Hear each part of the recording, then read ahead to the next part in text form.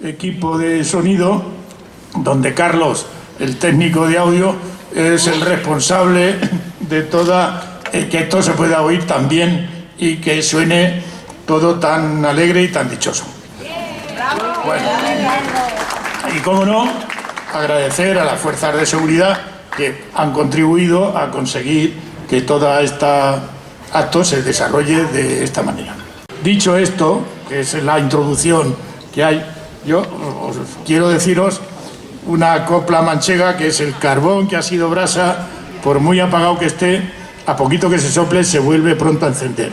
Y entonces esa hoguera de amor y de cariño es el que guardamos a Galdós para disfrutar de este momento.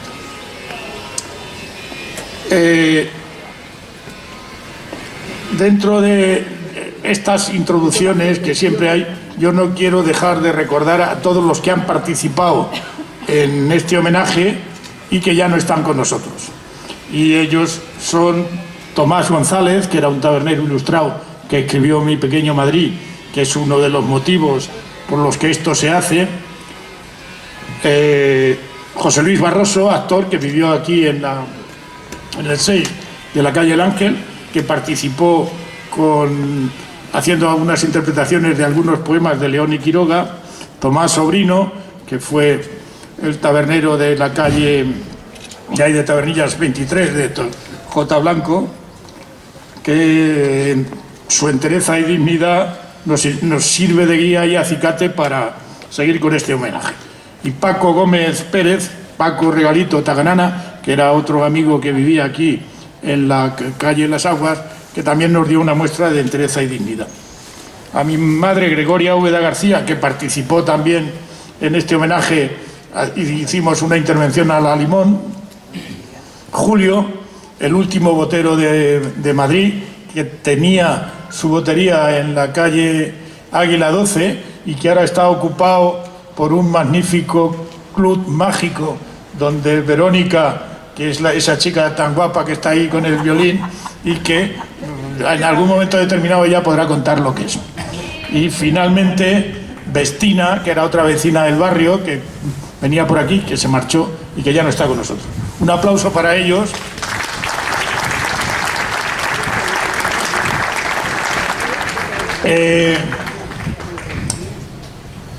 Ahora, pues lo de siempre. Podremos disfrutar de la palabra, la lectura, la música, de la amistad y de la buena armonía. La vida de los barrios es convivencia y conocimiento. ¿Verdad que sí, Pilar? Aquí es convivencia y conocimiento. Pilar también es otra gran actriz que en su momento a lo mejor nos deleita con alguna cosa que tiene por ahí, que acaba de llegar y que también era habitual de estos espacios. Como decía, la vida de los barrios es convivencia y conocimiento. Conocimientos de todo tipo, como los que pinta Galdós en sus escritos. Y vuelvo a repetir, en estos tiempos de apartamentos turísticos, de casas enteras habitadas por personas que se convierten en hoteles financiados por fondos buitres de despersonalización de los barrios, seguimos reivindicando nuestras señas de identidad. Como dice Galdós en su novela Lo Prohibido, el ir y venir de la gente que no hace más que pasear y otros 1000 perfiles característicos de un pueblo como el madrileño, en que toda la semana es domingo. Y yo digo que hoy es domingo. El entorno en el que estamos, con palabras de Galdós, habla, por ejemplo, decía: vivía en la calle de Tabernillas, Puerta de Moros, que para los madrileños del centro es donde Cristo dio las 3 voces y no le oyeron. En aquel barrio tan apartado que parece un pueblo, comunícase de una parte con San Andrés y de otra con el Rosario y la VOT. En el arrabal, es el arrabal alegre y bien asoleado, y corriéndose al portillo de Gil Limón se ve la vega del Manzanares y la sierra, San Isidro y la casa de Campo. Hacia los taludes del Rosario la vecindad no es muy distinguida, ni las vistas muy buenas, por caer contra aquella parte las prisiones militares y encontrarse a cada paso mujeres sueltas y soldados que se quieren soltar. Por la calle de la Solana, donde habita tanta pobretería, iba Fortunata a misa a la Paloma y se pasmaba de no encontrar nunca en su camino ninguna cara conocida. Ciertamente, cuando un habitante del centro o del norte de la villa visita aquellos barrios, ni las casas ni los rostros le resultan Madrid. En un mes no pasó Fortunata más acá de Puerta de Moros y una vez que lo hizo detúvose en Puerta Cerrada, al sentir el mugido de la respiración de la capital en sus senos centrales. Volvióse asustada a su pacífica y silenciosa calle de Tabernillas, que ya veis que está muy silenciosa porque no pasan coches. Bueno, dice José Carlos Maynet, como sabéis, es cierto que para nuestro escritor lo primero sea tomar la temperatura al público, y es que sin público no hay novela que valga, y tampoco hay sin lenguaje, en tanto esta es una convención que plasman entre todos autores y lectores. Hoy yo lo que os pido, y vuelvo a reiterar, es lo que decía Primo Levi en su libro La llave estrella, en la narración El ayudante. En efecto, así como existe el arte de contar sólidamente codificado a través de 1000 intentos y errores, así existe también el arte de escuchar, igualmente antiguo y noble, al que todavía no se le ha dado un código que yo sepa. Y sin embargo, todo narrador sabe por experiencia que el escuchar aporta a cada narración una contribución decisiva. Un público distraído u hostil echa a perder cualquier conferencia o lección, mientras que un público amigable le da realce. Les pido humildemente a ustedes que sean un público amigable y comprensivo, pues su amistad y comprensión engrandecerá el homenaje a don Benito Pérez Galdós. Muchas gracias por su atención y paciencia.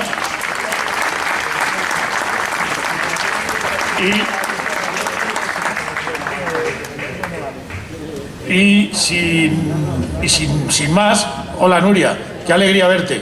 Sin más, Pepe, cuando tú quieras. Pepe Esteban, que es nuestro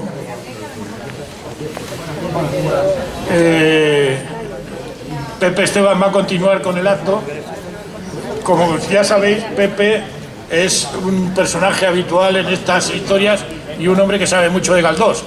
Entonces vamos a continuar porque él va a hablar de dónde debería estar enterrado Galdós. Pues vamos a solucionarlo. Pepe, un fuerte aplauso.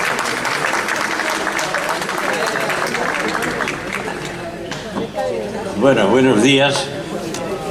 Estamos felices porque no llueve y para poder celebrar con más tranquilidad nuestro anual homenaje al nacimiento de Galdós. Cuando vamos a retrotraernos a la muerte de Galdós. La muerte de Galdós produjo mucha literatura y produjo mucha discusión y mucho debate. Primeramente, el gobierno no sabía muy bien qué hacer con Galdós. No sabía si darle honores militares, no sabía qué hacer. Al final le aplicó el protocolo que había hecho con el poeta Campoamor, lo cual mereció un artículo en contra de Ortega y Gasset, que decía que Campoamor era muy respetable, era muy ingenioso, pero claro, no era Galdós ni mucho menos. Dice, para Ortega decía que Campoamor era el ingenio, pero que el genio era verdaderamente Galdós. Y ni siquiera en la muerte podían compararse Campoamor con Galdós. Entre las muchas opiniones que hubo para dónde enterrar a Galdós, que se constituyó un problema, está la de Mariano de Cavia. Mariano de Cavia fue un periodista muy famoso a principios de siglo, era muy amigo de Galdós. Él hizo una frase que fue muy popular en el Madrid entonces, que decía: después de Dios, las obras de Galdós. Para este señor, que criticaba mucho cómo enterrábamos los españoles, porque decía que los españoles no sabíamos enterrar bien. Es decir, nosotros amontonamos a los cadáveres en unos sitios que llamamos cementerios y ahí los dejamos olvidados, abandonados, y viviendo lejos de ellos. Esto estaba en contra con lo que hacían los romanos, que en las calles romanas ponían las tumbas, los enterramientos, lo que hacían los otomanos, que también, y lo que hacían los ingleses, que en pequeños jardincitos, que están llenos en Londres está lleno de estos cementerios pequeñitos, entrañables, maravillosos, que parecen jardines. Este ingenioso escritor, que era aragonés por más señas,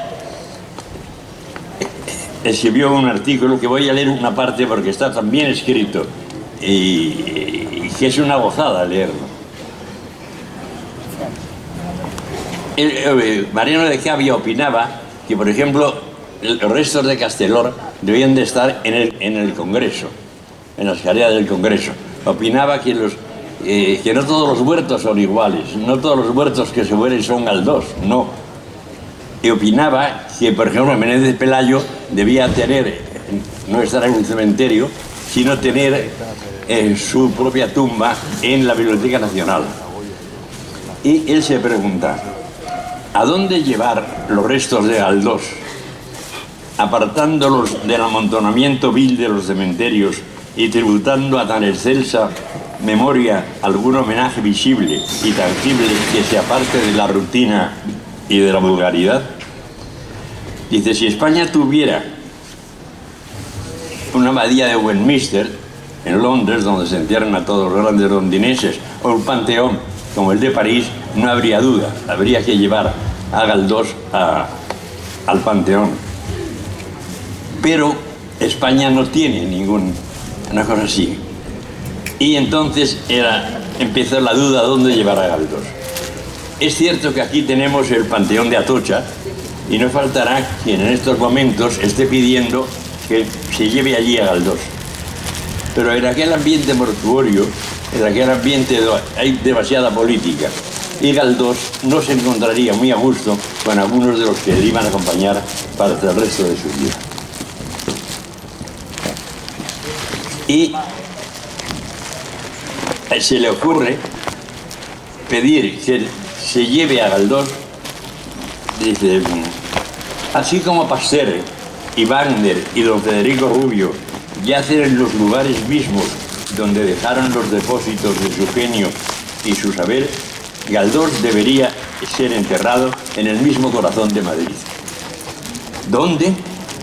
En uno de esos jardines urbanos que alegran tal o cual plaza, repletas de historias pasadas y de rumores presentes. Ahí donde juegan los niños y van a tomar el sol los viejos. Ahí donde los pájaros y los enamorados dan fe de vida. Ahí donde la sombra del gran novelador seguiría percibiendo los ecos mil de la vida madrileña, los pregones callejeros, el ruido de los coches, las risas de las chulas, las músicas militares y el estruendo del motín. Todo en suma lo que es en el Galdós que no ha muerto, pues vive y vivirá en sus criaturas, mientras el idioma de don Benito, que don Benito aprendió en Cervantes, subsista. Ahí, insiste Mariano de Cavia, donde queda dicha, entre las frondas de un jardinillo madrileño, entre los 1001 rumores de la vida corriente, daría yo sepultura a los restos de Galdós, que no en el hórrido hacinamiento del Camposanto ni en el pomposo mausoleo. En el corazón de Madrid, en una de sus alegres plazuelas, en póstumo y perenne contacto con el pueblo, deberían yacer los restos del intérprete más copioso, más variado, más agudo, todo nervio y todo luz, que ha tenido la vida española desde el comienzo del siglo XIX hasta las horas de hoy. Galdós en medio de la calle, sí, tierra sagrada sería aquella donde estuviesen sus restos mortales, y ambiente de perpetua vida y gracia, aquel por donde vagase el espíritu del excelso investigador de nuestra vida y milagros, de nuestras luchas pasadas y de las soñarreras con que siglo adelante sigue marchando el mundo. Es decir, traer a Galdós a una plazuela de Madrid. Quería aportarles esta opinión María Recalde.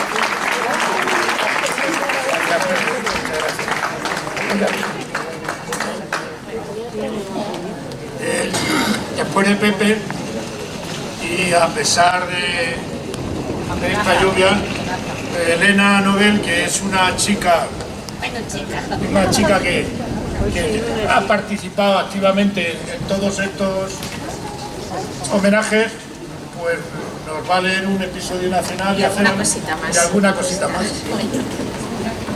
Un aplauso para Elena.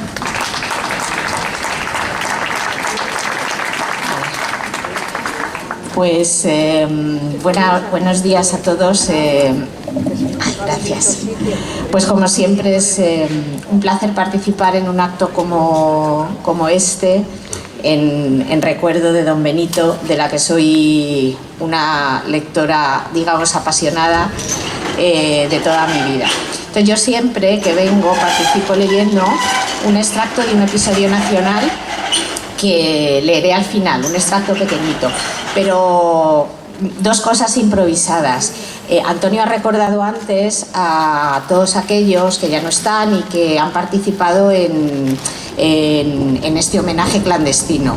Yo quiero recordar también a una persona que no participó, pero que estuvo siempre muy ligada al conocimiento y a la divulgación en la enseñanza de Benito Pérez Galdós, que es la profesora Yolanda Arencibia de las Islas Canarias, que falleció hace yo creo que hace un mes o dos. Entonces, desde este rincón tan galdosiano queremos enviar a Las Palmas de Gran Canaria y a su familia pues un recuerdo y un abrazo, y este pequeño homenaje o este pequeño recuerdo a Yolanda Arencibia. Segunda cosa importante, que esto ha sido sorpresa que me ha llegado esta mañana. Yo cuando viajo fuera de España predico a Galdós porque nadie lo conoce, entonces creo que es uno de esos escritores del siglo XIX que todo el mundo debería conocer. Uno de los sitios a los que voy mucho es Sicilia, y en Sicilia, y en concreto voy a un pueblito al lado de Catania que se llama Mota Santa Anastasia. Presumen mucho de su escritor realista, que es Giovanni Verga, que fue casi contemporáneo de Galdós, que nació unos años después que Galdós y murió creo que un año o dos después, y siempre presumen de él. Entonces yo cuando voy y estoy con ellos, yo presumo de don Benito. Y esto se lo conté a una persona que está al cargo de una torre normanda que lo llaman el Castillo Normando. Son los restos que quedan de un antiguo castillo donde hay un pequeño museo del pueblito y tienen un acto, o sea, tienen un lugar para eventos, y con la persona que lo lleva, Gracia se llama, pues hablamos un poco cuando voy de estas cosas, de si Giovanni Verga o Benito Pérez Galdós. Y me encontré esta mañana con la sorpresa de que en la página que tienen en Facebook han publicado un pequeño recuerdo o han recordado que hoy, el 10 de mayo, nació Benito Pérez Galdós, y os lo quiero leer. Está en italiano, pero os lo traduzco porque es muy sencillo y que me ha hecho ilusión el caso, y además les he escrito para darles las gracias. Un momentito, que a ver si lo encuentro.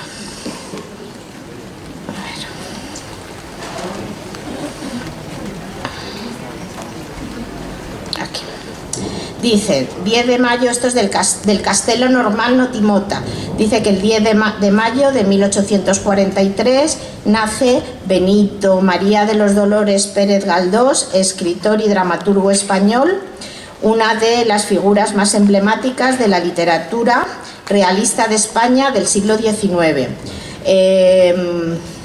Unánimemente considerado el escritor español más importante después de Cervantes. La verdad es que me ha hecho un poco de ilusión que después de la chapa que les doy, pues en un día como hoy se acuerden de Galdós. Y ya voy a lo mío, que son los episodios nacionales.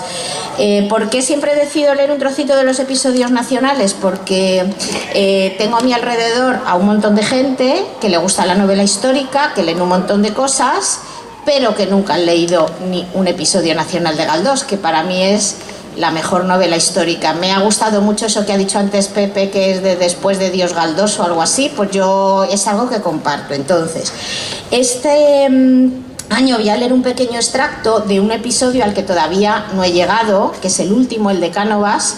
A mí me quedan 5 por delante para llegar a este, ¿Y por qué he escogido este trocito? Pues he escogido este trocito porque hace 20 días o un mes estuve viendo un espectáculo en un microteatro de estos que hay por Embajadores, que es de Manuel Galiana, que se llamaba El lector de Galdós, en donde hacen un pequeño monólogo entre Galdós ya mayor, ciego, y con uno de sus lectores. Y en un momento dado cogen y dicen pues que iban a leer un trocito de los episodios nacionales. Y leen lo que yo les voy a leer.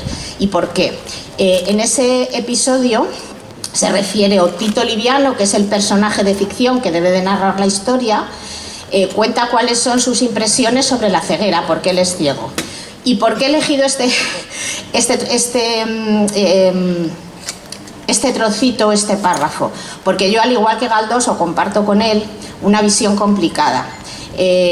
Yo soy muy miope, tengo una miopía además que me produce de vez en cuando problemas. Y al igual que él, me han operado de cataratas, y a los dos nos operaron de la catarata izquierda. Entonces, cuando el actor leyó ese trocito, ese párrafo del episodio nacional sobre cuáles eran sus impresiones, yo empaticé mucho, porque Galdós decía, ese soy yo, es lo que contaba. Entonces yo empatizo mucho, porque a veces las cosas incluso más cotidianas de la vida, cuando no ves bien, pues es un poco complicado. Entonces ese ha sido el motivo. Aquí como no me oye, lo voy a decir porque no le gustaría nada, pero en esta visión complicada que me ha dado la vida, no tengo más que palabras de agradecimiento a mi oftalmólogo, el doctor Carrasco, desde hace 30 años.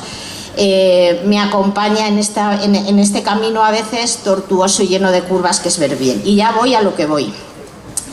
Que es, me vais a permitir, si a veces me atraco un poco, es que me tienen que ajustar todavía el ver de cerca, entonces lo tengo un poco complicado. Pues entonces me refiero, esto es lo que Tito Liviano, el personaje, como os he dicho, de ficción, cuáles son sus impresiones sobre su ceguera, y dice así: después de Semana Santa empecé a notar que mi vista se nublaba, sentía como arenilla en los ojos. Al propio tiempo crecía la fotofobia, y no aún amparando mis ojos con gafas negras, me era posible resistir la viveza de la luz en plena calle.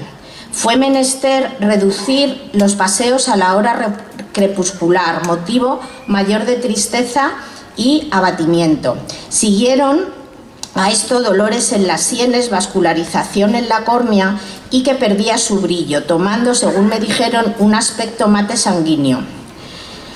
Recluso en mi habitación, sumido en intensa oscuridad, yo no distinguía los días de las noches ni un día de otro, ni apreciaba el principio y el fin de cada semana. Era para mí el tiempo un concepto indiviso, una extensión sin grados ni dobleces.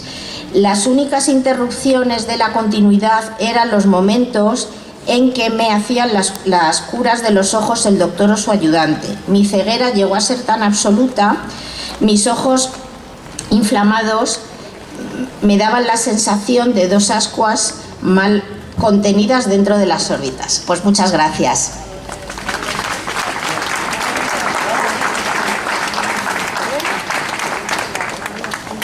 A continuación, Antonio Ángel Usabel, que también es otro de los veteranos de este tipo de este homenaje.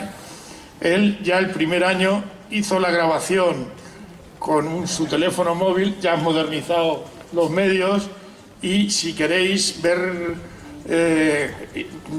grabaciones históricas de estos homenajes en YouTube, hay una grabación que se llama Homenaje a don Benito Pérez Galdós, otra que es Homenaje clandestino, gracias a la labor de grabación, edición, montaje y subida. También se llama subida, ¿no? A subirlo a YouTube. Entonces, Antonio Ángel, que además de todas esas cosas es profesor de literatura y tiene un profundo amor por Santander, que era allí donde tenía la finca donde veraneaba Galdós, que se llamaba San Quintín, que después, si quieres, le puedes contar por qué se llama San Quintín, y él va a hablar de lo que él quiera. Un aplauso para Antonio. Bueno, buenos días. Muchísimas gracias a Antonio Román por la oportunidad que me da de estar aquí y de poderme dirigir a vosotros. Y bueno, os voy a hablar un poquito. Yo siendo profesor de enseñanza secundaria, pues hacía tiempo que pensaba cómo había sido enseñado Galdós en las enseñanzas medias, por ejemplo, en el momento anterior a la democracia nuestra, en el momento en los años de la dictadura de Franco. Y bueno, pues he hecho una pequeña labor de investigación de qué significó Galdós en esos años, si es que algo significó, cómo se le enseñó, si es que realmente se le enseñó, porque estamos hablando de una figura, de una personalidad que para el régimen sería profundamente controvertida, ya que era un hombre de ideología liberal progresista, republicana, en cierto modo también de espíritu anticlerical. Entonces esto tenía que chocar profundamente con, bueno, pues la ideología del régimen, ¿no? Entonces os voy a leer un escrito que en cierto modo, ya digo, es una investigación documentada sobre Galdós en las enseñanzas medias durante el franquismo. Y dice, o digo así, dice: no habiendo yo vivido el régimen de Franco en su mayor apogeo, hacía tiempo que me venía preguntando cuál pudo ser el tratamiento que se dio a los escritores liberales o liberales progresistas durante el mismo en las enseñanzas medias, o lo que es equivalente, qué se contaba sobre esos autores y en particular acerca de Galdós a los niños y jóvenes en los institutos y colegios. Galdós y otros autores liberales no es que llegaran a estar prohibidos, pero sí que fueron marginados en los planes de estudios. Hay que pensar que el régimen echaba la culpa de los mayores males de España al liberalismo decimonónico, aquel gestado por los ilustrados y convertido en constitución democrática en las Cortes de Cádiz de 1812. El liberalismo se importó, vino de fuera, de las logias masónicas y los contubernios revolucionarios franceses. Por tanto, se aducía, era un fenómeno extraño a las genuinas y añejas tradiciones españolas. Quien fuera liberal representaba lo antiespañol. Un intelectual afín a la dictadura como era José María Pemán anotaba en un elocuente libro publicado por Estelícer en 1950, porque Madrid, dice él, a pesar del esfuerzo de la corte y los pedantes por afrancesarlo, no era París. Madrid era casi así, pueblo de romería, de toros, de sencillas costumbres. Partiendo de esta premisa, de un pueblo de romería y de toros, se entiende el cordón sanitario impuesto a ciertos hombres de letras. La primera ley de educación firmada por el general Franco se da en Burgos el martes 20 de septiembre de 1938. En ella se exalta la cultura clásica y las humanidades como piedra angular del edificio educativo. Se pretende que lo aprendido permanezca siempre en la memoria del alumno, pues éste podrá identificarlo con los valores del espíritu nacional. En el preámbulo de esta ley se lee: el catolicismo es la médula de la historia de España.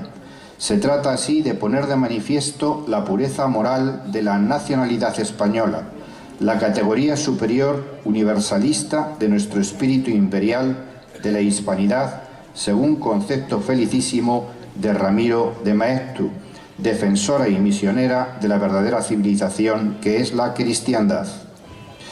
La ley anunciaba un control sobre los libros de texto cuyo contenido, además de por calidad pedagógica y científica, habrá de responder a los ideales del nuevo Estado.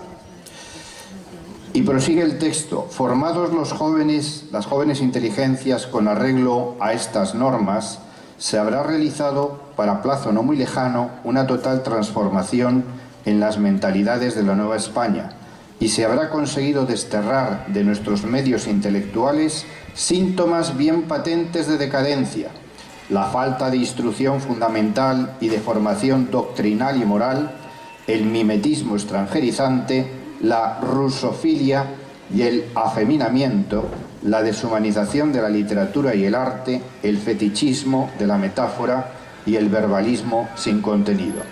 Sobre la enseñanza de la literatura no se menciona autores en concreto, aunque se inclina por un análisis de los textos clásicos. Concurre la circunstancia de que en la ciudad de Zaragoza, bajo control de los sublevados, se edita en 1937, es decir, un año de esta ley, un libro de texto para estudiantes de quinto de bachillerato a cargo de los profesores José Manuel Blecua Teijeiro y Jesús Manuel Aldatesán, impreso por Librería General bajo el lema elocuente de una patria, España, un Estado, un caudillo, Franco. Imitación de la proclama nacionalsocialista de un pueblo, un imperio, un líder. Sin embargo, en este libro se presenta a Galdós como el primer novelista español del siglo XIX, por la cantidad e importancia de sus novelas, que recogen el ambiente de las clases baja y media principalmente. Se explica que sus novelas se articulan en torno a una tesis que rechazan o defienden unos y otros personajes. Estos resultan ejemplos en acción llena de vitalidad y de energía. Acerca de la postura del autor canario ante la tesis trazada, se señalan sus gustos demagógicos y liberales, cuya aspiración final puede resumirse en un amor universal, prescindiendo de razas, de clases y de religiones, y cuanto se oponga a esto merece todo su odio y condenación. Es decir, se desvincula a Galdós de los valores nacionales y se le acerca a los universales.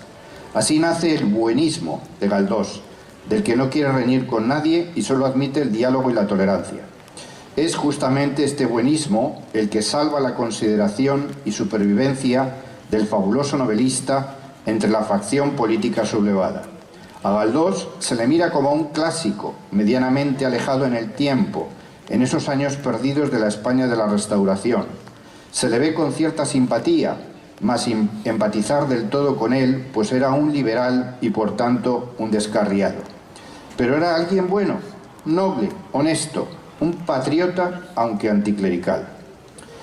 La parte de la obra de Galdós que merece la mayor consideración del régimen es la de sus episodios nacionales, en especial los de la primera serie, pues se centran en contar el alzamiento del pueblo español contra el ocupante extranjero y con ello contribuyen a fijar y exaltar el espíritu nacional.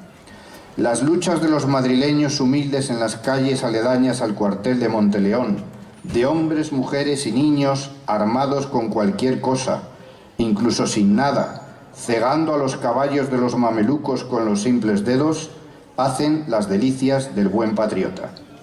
Si Blecua y Aldatesán elogian esa primera serie galdosiana, otro intelectual vinculado a la vez a la Falange y a las vanguardias, como lo fue Ernesto Jiménez Caballero, también la reseña con encendido entusiasmo. Galdós es, para Jiménez Caballero, la máxima figura novelística de nuestro siglo XIX, y añade, su gran tema histórico lo halló en el más típico de esta literatura patriótica o de libertad colectiva, el de la independencia nacional frente a Napoleón y en las guerras civiles sucesivas. También lo diría Pemán, no es posible contar estos principios del gran alzamiento popular llamado Guerra de la Independencia sin pensar en el movimiento nacional de 1936. Los dos, dice Pemán, nacieron de la misma hondura y verdad del alma española. Por eso los dos se parecen como hijos de la misma madre. El llamado movimiento nacional se propuso extirpar del suelo patrio todo lo extraño y extranjerizante, justamente igual que el levantamiento del pueblo de Madrid contra el enemigo francés. La equivalencia es obvia, por tanto, el aprovechamiento histórico resultó pingüe y obligado. Galdós se salvó así por su buenismo y por su recreación de la Guerra de la Independencia. El célebre Diccionario Enciclopédico Abreviado Espasa-Calpe, de 1955, se deshace en cumplidos al novelista canario. Allí leemos, entre los restauradores de la novela española es el más fecundo, el de más rica inventiva, el creador de mayor número de individualidades y el más complejo y grande, pues aunque acusó el influjo de Balzac, Dickens, Zola, Tolstoy e Ibsen, se inspiró tan hondamente en la realidad española y de modo tan completo su técnica en el realismo nacional, que aparece no solo como novelista épico, sino como genuino escritor de raza. Esta entrada del diccionario Espasa no solo sitúa a Galdós donde debe estar, sino que lo asimila a un escritor patriótico, a un verdadero adalid del españolismo. Alguien únicamente naturalista y anticlerical como Clarín no podía correr la misma suerte positiva. Blecua y Aldatesán apenas lo mencionan y no tratan para nada su obra cumbre, La Regenta. Igual se comporta con este autor zamorano, Jiménez Caballero, que lo tilda de naturalista al modo de Flaubert, sin más. Sigamos con las leyes. El 26 de febrero de 1953, años 50, se firma la Ley sobre Ordenación de la Enseñanza Media, con Joaquín Ruiz Jiménez como ministro de Educación Nacional. En ella se incide en un concepto sustancial importantísimo, la pedagogía. Los criterios pedagógicos, saber enseñar, acertar e inculcar conocimientos sólidos en los alumnos. En su artículo 83 y referente al bachillerato superior, dictamina: todos los alumnos serán ejercitados en la lectura y comentario de textos fundamentales de la literatura y el pensamiento, en trabajos de composición y redacción literarios. Es decir, un acercamiento de los estudiantes a fragmentos fundamentales de obras literarias, a su disección y comprensión, para que la literatura deje de ser una lista de nombres y de títulos.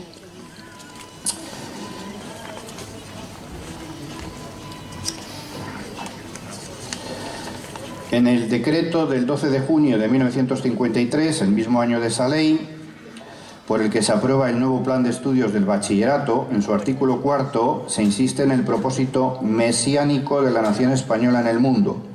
Los cuestionarios y enseñanzas de la formación del espíritu nacional se orientarán principalmente a infundir en los alumnos, desde los primeros cursos, el conocimiento de las características de la misión de España en la historia, su servicio a los altos valores de la concepción católica de la vida, la significación que sus hombres y hechos más representativos han tenido en la historia universal, la acción de España en América y el valor de la comunidad de los pueblos hispánicos y las instituciones y principios fundamentales del movimiento nacional.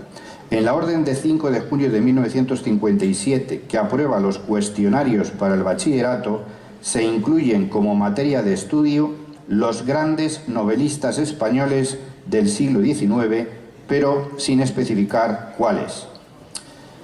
Hay que advertir que en los años 50 comienza a editarse la famosa Enciclopedia Álvarez, rica en historia de la religión católica y de la imperial española, que en su tercer grado ni siquiera menciona a Galdós, pero sí a su amigo Pereda, del que dice que es una de las mayores glorias de la novela española.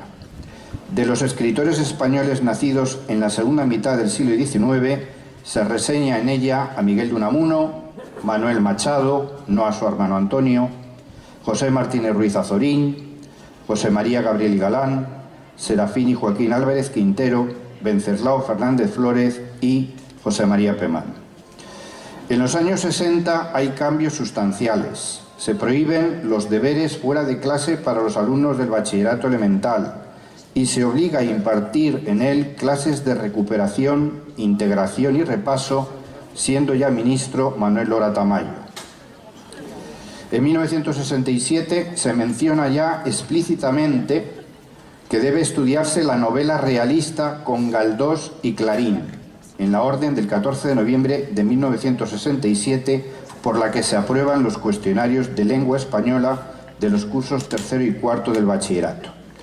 Se remarca la contextualización histórico-cultural de los textos que se lean y comenten, buscando para el alumno el pleno desarrollo de su capacidad de reflexión, de comprensión y de expresión.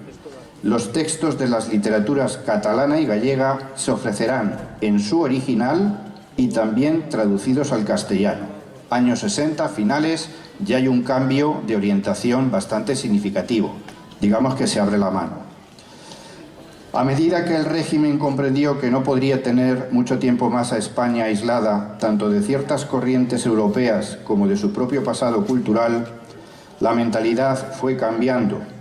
Los intelectuales presionaron para que se fuera admitiendo lo que 10 años antes no se toleraba.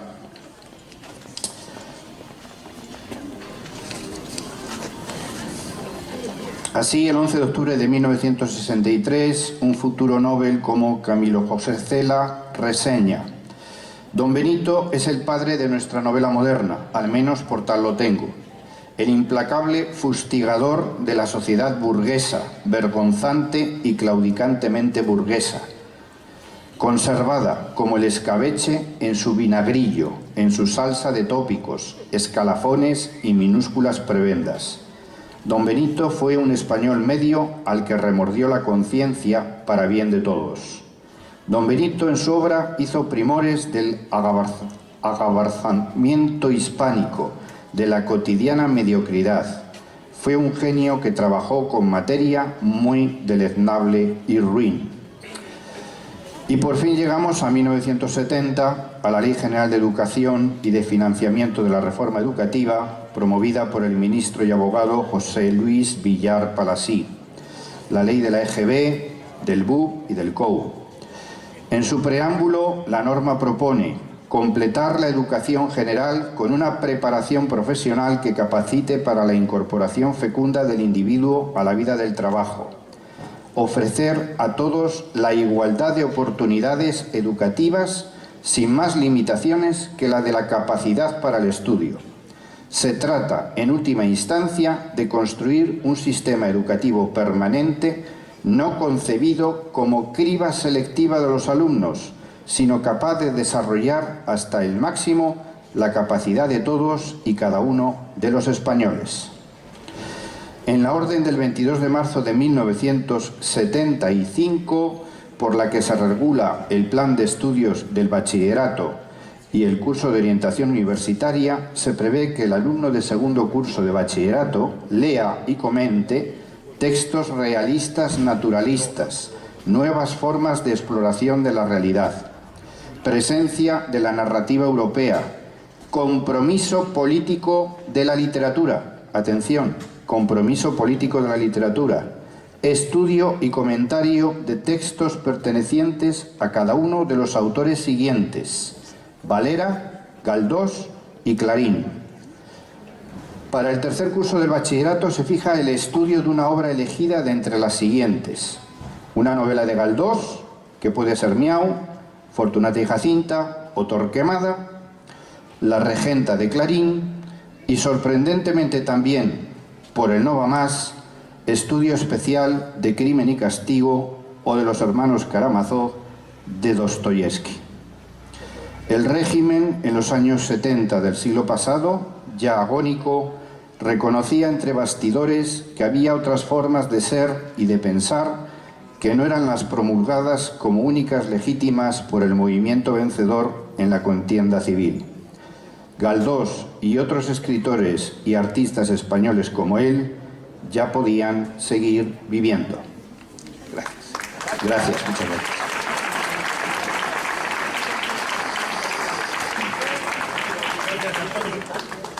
Muchas gracias a vosotros siempre. Y a los que han estado aquí aguantando el paragüitas para que no me cayera el agua encima. Un aplauso para Antonio, que ya tiene ha mejorado sus medios. A continuación, tengo el inmenso honor y el inmenso placer de alguien que no necesita presentación, pero que bueno, es Javier Rupérez, que es vecino del barrio y que nos va a hablar de Galdós y de otro gran genio de la literatura, que es Mario Vargas Llosa. A ver qué nos cuenta.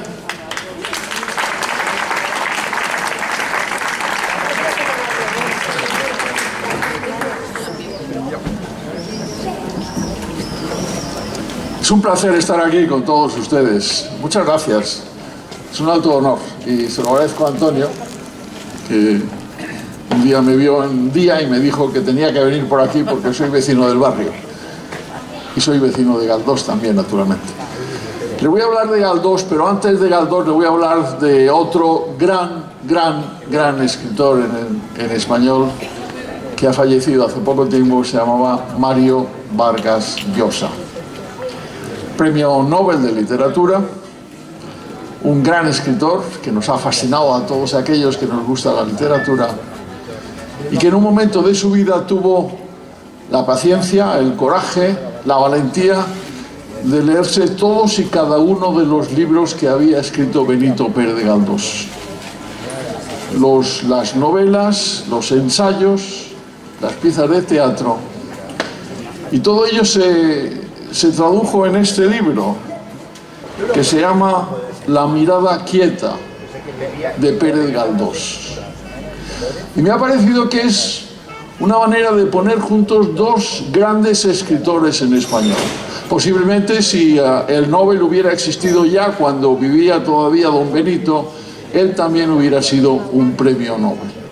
Y lo que viene a hacer Mario Vargas Llosa precisamente en su libro es apuntarnos todo aquello que él encontró en Pérez Galdós. Y lo primero que nos dice es: fue el mejor escritor español del siglo XIX, el más ambicioso y probablemente el primer escritor profesional que tuvo nuestra lengua. Y añade un poco más allá: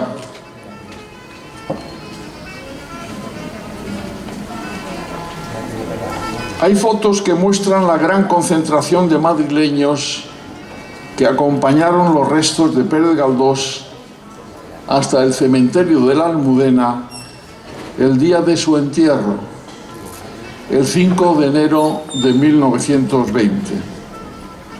Al menos 30.000 personas acudieron a rendirle ese póstumo homenaje, según la prensa, aunque no todos aquellos que siguieron su carroza fúnebre lo hubieran leído, pero había adquirido una enorme popularidad. El gran escritor, el gran artífice de nuestra lengua, como dice Mario Vargas Llosa, el mejor escritor español del siglo XIX, suscitaba una atención y un cariño popular como posiblemente ningún otro escritor previamente lo había recibido. Y añade un poco más allá, cuando ya está analizando las novelas y los escritos del propio don Benito, nos dice Mario Vargas Llosa, hablando de Fortunata y Jacinta: se trata de su mejor novela y una de las más importantes que se han escrito en España, sobre todo por la mirada que echa sobre Madrid, donde ocurren los episodios centrales de la historia. Es inútil compararla con el Quijote de Cervantes, son dos temas y dos épocas diferentes y no hay relación entre ellas, salvo que La Mancha, dominio privilegiado del Quijote, es en la novela de Pérez Galdós, Madrid. Y añade: de esta ciudad Fortunata y Jacinta traza una visión total, describiendo sus calles, plazas y edificios, sobre todo sus cafés, magistralmente integrados a la acción, y todas sus clases sociales, desde la cúpula aristocrática, pasando por sus clases medias y los sectores más humildes, en una visión totalizadora que es otro, pero de ninguna manera el menor, de sus extraordinarios logros. Y efectivamente dice que una de las mejores novelas, la mejor suya y una de las mejores novelas nunca escrita en la lengua española, es precisamente Fortunata y Jacinta. Y añade también, hablando de eso, es una apretada síntesis de la historia central de una novela en que los personajes representativos de todas las clases sociales del Madrid del siglo XIX aparecen y se suceden por doquier, entre ellos una mujer soberbia e inolvidable, Mauricia la Dura, llamada así por su carácter furibundo y extremista y su parecido físico a Napoleón. Pero aparte de la colección de seres humanos más representativos que desfilan por las páginas de Fortunata y Jacinta, hay precisamente, y eso nos tiene que reconfortar a todos y animar a todos, la descripción de Madrid de aquel tiempo, la segunda mitad del siglo XIX, de una fidelidad histórica estrictísima, con pelos y señales de cada barrio o calle o casa. Seguramente algunas de estas casas y calles y plazas que tenemos por aquí, y no se diga de las costumbres de la vida política y social de la época, como la función de los cafés, grandes centros sociales y literarios descritos con lujos de detalles al comenzar la tercera parte de la novela, pues pasa en ella la vida de uno de los hermanos de Maximiliano. Eso es Fortunata y Jacinta, en la expresión absolutamente admirable y descripción valiosísima del propio Mario Vargas Llosa. Y un poco más adelante nos dice también el fallecido premio Nobel,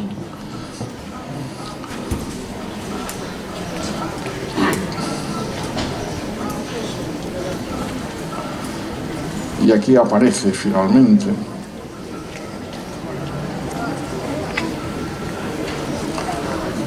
en una de las descripciones que nos tiene que afectar a todos los que tenemos la suerte de vivir precisamente en esta parte de Madrid, en la Latina. Y dice el propio Pérez Galdós, don Benito: la calle de la Cabeza es una de las más tristes de Madrid.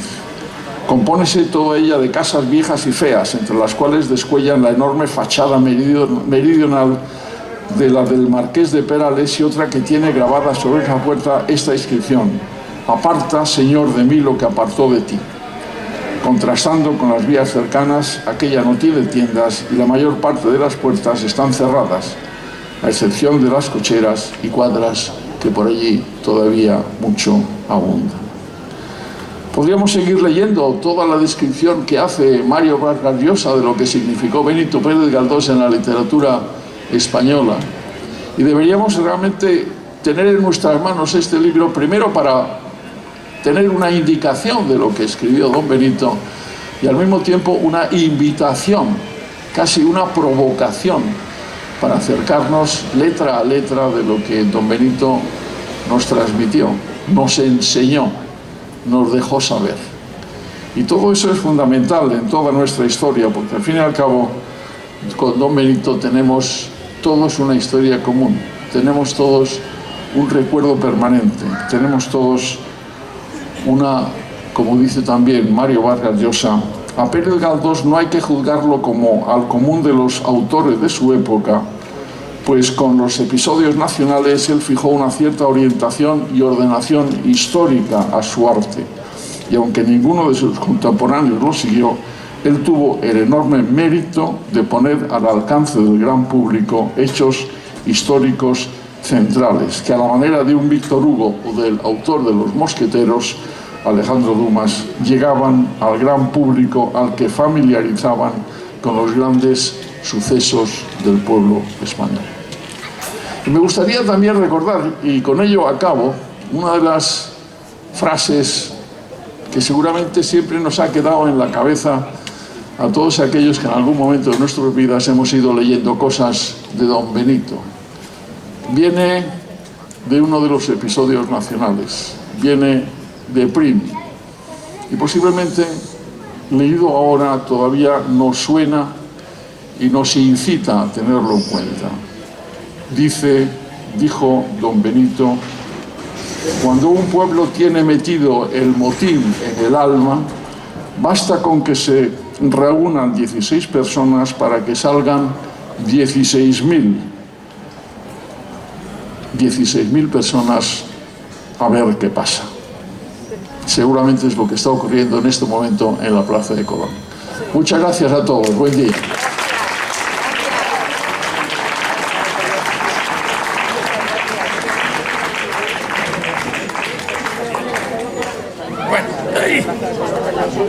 Parece que el sol ya entra aquí. Gracias, Javier, por esta magnífica intervención. Recordaros que Javier Rupérez, aparte de que fue embajador en los Estados Unidos, donde yo creo que ahora necesitan mucho de la racionalidad de los europeos, ahora en este instante, que a lo mejor te podemos conseguir una entrevista con Trump, a ver si se domestica un poco. Él es presidente de una fundación que se llama Denaria, ¿no? Denaria es una fundación que se dedica fundamentalmente a hacer ver que el valor del dinero líquido es necesario, como hemos podido comprobar hace poco con este tema del apagón. Entonces, bueno, pues yo os invito a que veáis esa página, se titula Denaria, que debe venir de los denarios de la Biblia y de todo ese tipo de cosas.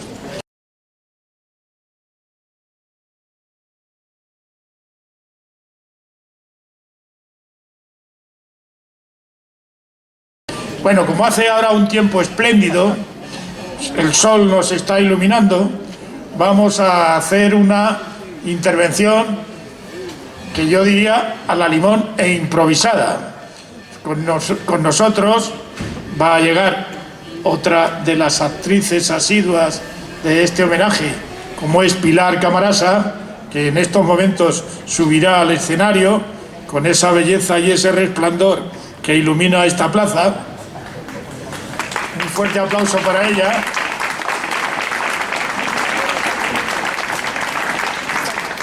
Y la va a acompañar en su intervención otra excelente, una belleza que irradia como el sol y que además tiene en la antigua botería, en Águila 12, un club mágico que luego después ella os puede explicar las diferentes funciones que puede cumplir. Por sugerencia de Pepe Esteban, que es otro de los grandes sabios galdosianos, nos recomendó la lectura de un capítulo de Fortunata y Jacinta que se llama Costumbres turcas y que Verónica va a acompañar con una excelente música de violín. Tenemos que tener en cuenta que el violín es un instrumento muy delicado. Fernando, ¿estás por aquí? Fernando Sánchez Contra, ¿o se ha ido?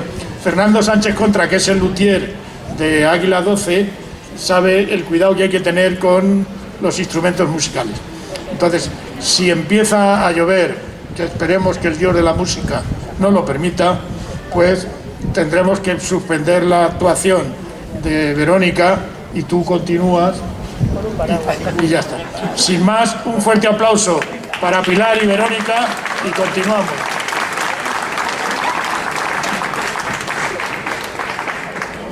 Bueno, buenos días. Encantada de estar aquí otra vez y de formar parte de este homenaje. Gracias, Antonio. Y vamos allá con la pieza de Costumbres turcas de Fortunata y Jacinta. Juan Pablo Rubín no podía vivir sin pasarse la mitad de las horas del día, o casi todas ellas, en el café.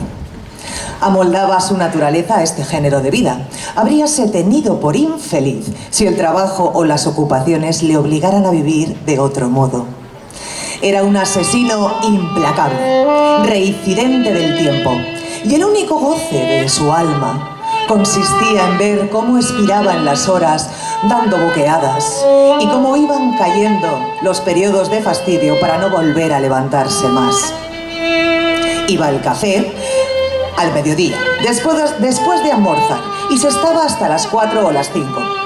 Volvía después de comer sobre las 8 y no se retiraba hasta más de medianoche o hasta la madrugada, según los casos. Como sus amigos no eran tan constantes, pasaba algunos ratos solos, meditando en graves problemas de política, religión o filosofía, contemplando con incierto y soñoliento mirar las escayolas de la Escocia, las pinturas ahumadas del techo, los fustes de hierro y las medias cañas doradas.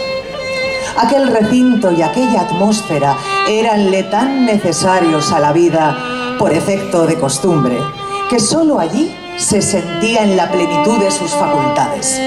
Hasta la memoria le fallaba fuera del café, Y como a veces se le olvidara súbitamente en la calle de nombres o de hechos importantes, no se impacientaba por recordar y decía muy tranquilo: en el café me acordaré.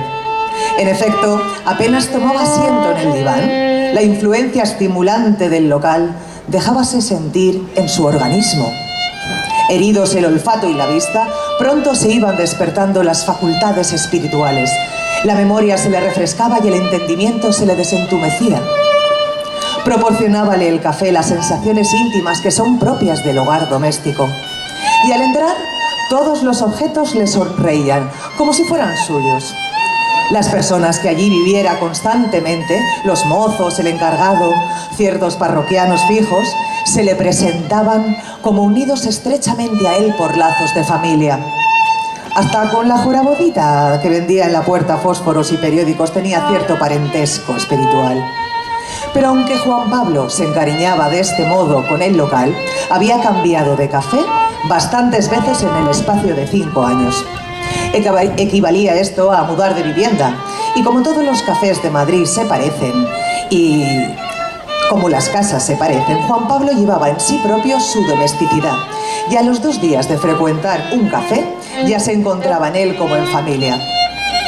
Los cambios eran determinados por ciertas corrientes de emigración que hay en la sociedad de los vagos y que no se sabe bien a qué obedecen. Juan Pablo no gustaba de iniciar ninguna corriente de emigración, pero la seguía casi siempre. En estas corrientes es fácil que se pierda alguno de la partida, o por rebelde de las mudanzas, o porque las deudas le cautivan en el antiguo local y allí le hipotecan la asistencia. Pero en cambio, siempre se gana algún tertulio nuevo que viene a refrescar las ideas y las bromas.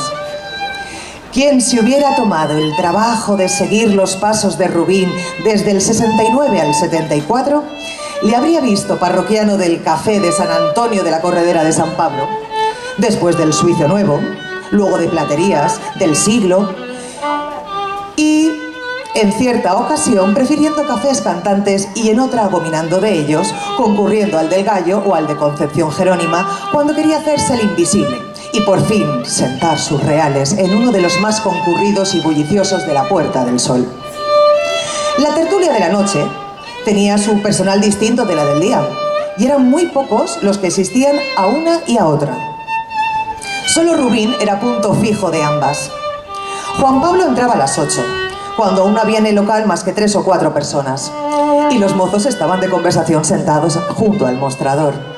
En este, el amo o encargado preparaba los servicios, poniendo pilas de platillos de azúcar. Cada instante se abría la puerta de cristales para dar paso a algún parroquiano, que entraba quitándose la bufanda o desembozándose, y luego se cerraba con un fuerte batacazo, para volver a abrir enseguida, estridentemente, con un chirrido de goznes mohosos. Era un estribillo abrumador. Entraba un individuo con puro de estanco en la boca. ¡Pum! Y otra vez. Juan Pablo entraba despacio, muy serio, como hombre que va a cumplir una obligación sagrada. Dirigía el paso gravemente hacia las mesas de la derecha y se sentaba siempre en el propio sitio con matemática exactitud. El mozo le saludaba en el momento de dar un restregón con el paño a la mesa y él, contestando con cierta dignidad, frotábase las manos, después acercaba el vaso, poniendo a la derecha a la discreta distancia de que se pone el tintero para escribir, el platillo del azúcar, y luego atendía a la operación de verter en el vaso la leche y el café, poniendo mucho cuidado en que las proporciones de ambos líquidos fueran convenientes y que el vaso se llenara sin derramarse. Esto era elemental. Después cogía la cuchara con la mano izquierda y con la derecha iba echando pausadamente los terrones, dirigiendo miradas indulgentes a todo el local y las personas que entraban. Como veterano del café sabía dónde tomarlo, con aquella lentitud y arte que corresponden a todo acto importante. Imposible que la historia siga a este hombre en todos sus periodos cafeteros, pero no se puede pasar en silencio la etapa aquella de la Puerta del Sol, en que Rubín tenía por tertulios y amigos a don Evaristo González Feijóo, a don Basilio Andrés de la Caña, a Melchor de Relimpio y a Leopoldo Montes, personas todas muy dadas a la política y que hablaban del país como de cosa propia, teniendo todas la misma manía, cada cual cultivaba una especialidad. Pues Leopoldo Montes llevaba un día y otro infaliblemente noticias de crisis. Don Basilio descendía siempre a menudencias de personal. Relimpio era procaz y malicioso en sus juicios. Rubín descollaba por suponerse que todo lo sabía y que se anticipaba a los sucesos viéndolos venir. Y por último, Feijóo era profundamente escéptico y tomaba a broma todas las cosas de política. Allí brillaba espléndidamente esa fraternidad española, en cuyo seno se dan mano de amigo el carlista y el republicano, el progresista de cabeza dura y el moderado implacable. Antiguamente, los partidos separados en público estábanlo también en sus relaciones privadas, pero el progreso de las costumbres trajo cierta suavidad en las relaciones personales y por fin la suavidad se trocó en suavidad en las relaciones. Algunos creen que hemos pasado de un extremo mal a otro sin detenernos en el medio conveniente y ven en esta fraternidad una relajación de los caracteres. Esto de que todo el mundo sea amigo particular de todo el mundo es síntoma de que las ideas van siendo tan solo un pretexto para conquistar o defender el pan. La moral política es como una capa con tantos remiendos que no se sabe ya cuál es su paño primitivo.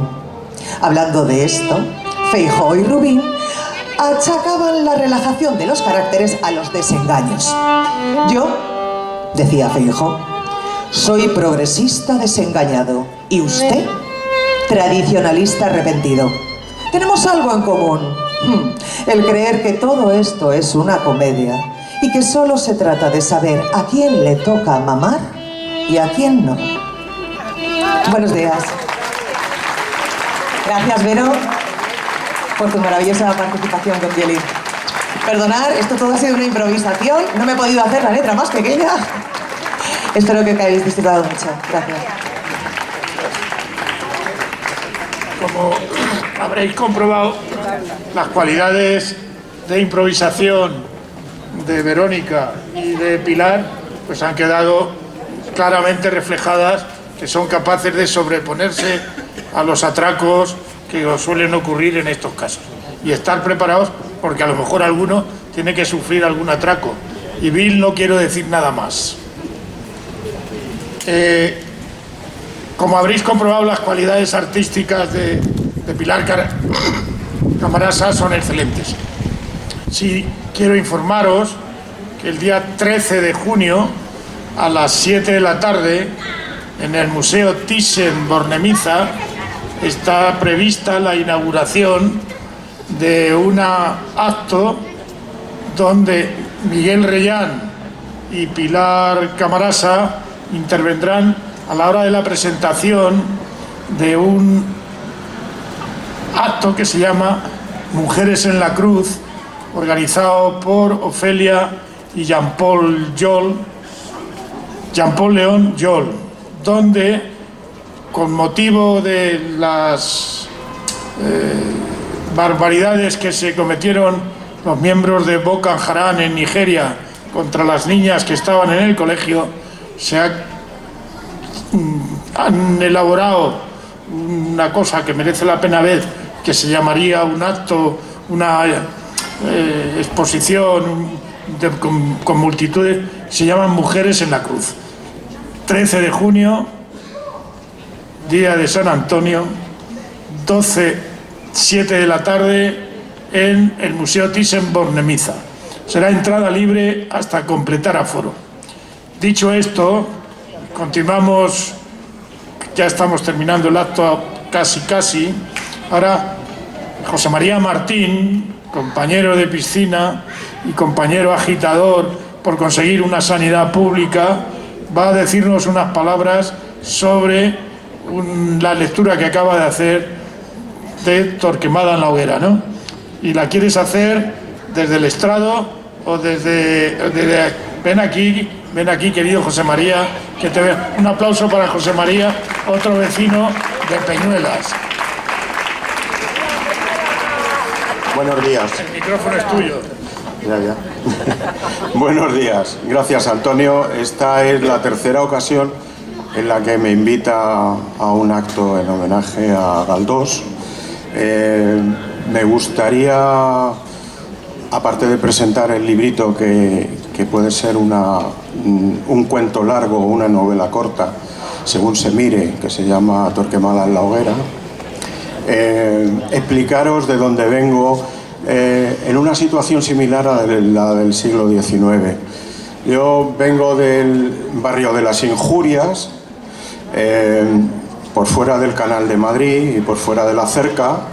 En el siglo XIX, cuando en el plan Bermúdez de Castro se decide urbanizar por fuera de la Cerca, bueno, pues hay un barrio en concreto que luego se transformó en una zona industrial atravesada por las vías del tren y atravesado por multitud de engendros, pudiéramos decir, industriales, creando una zona obrera. Se pretendía edificar, claro. ¿Qué sucedió? Pues que el barrio de las Injurias era así, o le llamaba el pueblo así, porque era un barrio chabolista en el que la parcelación era casi imposible por la cantidad de terraplenes y movimientos de tierras que había que hacer para poder edificar algo. Esta presentación sirve como preludio a esta pequeña intervención en la que os voy a presentar una obra de fácil lectura, que se llama Torquemada en la hoguera, y me gustaría en primer término leeros la introducción que hace Galdós en este caso. Y dice en su capítulo primero: voy a contar cómo fue al quemadero el inhumano que tantas vidas infelices consumió en llamas, que a unos les traspasó los hígados con un hierro candente, a otros les puso en cazuela bien mechados y a los demás los achicharró por partes, a fuego lento, con rebuscada y metódica saña. Voy a contar cómo vino el fiero sayón a ser víctima, cómo los odios que provocó se le volvieron lástima y las nubes de maldiciones arrojaron sobre él lluvia de piedad. Caso patético, caso muy ejemplar, señores, digno de contarse para enseñanza de todos, aviso de condenados y escarmiento de inquisidores.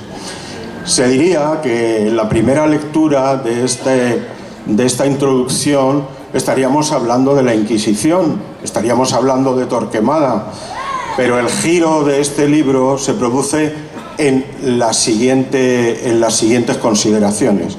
En realidad, Torquemada es un personaje de la novela que se llama Francisco Torquemada, que es un rentista y prestamista de Antiguo de Madrid, hoy en día tan en boga con los temas de los que hablaba Antonio antes, con el tema de los pisos turísticos, de los alquileres desmesurados, de los inversores buitres y de los menos buitres que son rentistas de por vida. Entonces está muy ligado, como si dijéramos, a todo el tiempo que ha pasado. Parece ser que hemos aprendido muy poco los humanos sobre cómo debemos comportarnos con el resto de la sociedad. El resto de los personajes y la trama es curioso que sea una trama en la que este rentista acaba intentando que su bueno, diríamos, vida mejore, porque teniendo un niño que es un matemático increíble en su tierna edad y que goza de, bueno, pues de todo tipo de querer por parte de él y de su familia, pues el niño enferma y eso es una motivación para que este ruin usurero decida que tiene que salir con bolsas de dinero a la calle a repartirlas entre los mendigos y que tiene que enmendar su vida para que el niño no fallezca, ¿no? Este personaje se extiende en una tetralogía de 4 libros que con el mismo personaje publicó en su día Benito Pérez Galdós entre 1889 y 1893. Uno se llama Torquemada en la cruz, otro Torquemada en el purgatorio y otro último Torquemada y San Pedro. En este último es donde ya remata la faena y con justa venganza lo que hace es ya llevar al fallecimiento a este personaje tan curioso y bueno, diríamos indigno de un vecindario normal. Y bueno, esto era la breve introducción o presentación que yo quería hacer de otra parte diferente de Benito Pérez Galdós, que no sea de la más conocida, como puede ser Fortunata y Jacinta o como puede ser Misericordia, otras de las grandes novelas que escribió este autor. Bueno, termino mi intervención diciéndoos que bueno, en la lucha por el activismo de la sanidad pública, el día 25 de mayo a las 12 de la mañana tendremos una manifestación a la que os invito a todos en 4 columnas.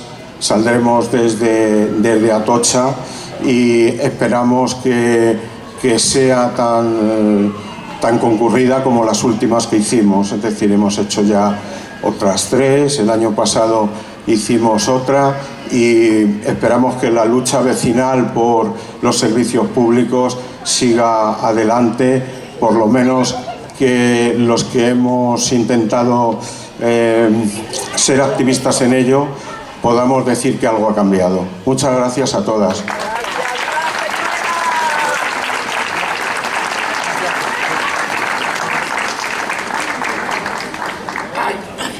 Esto va terminando la parte literaria.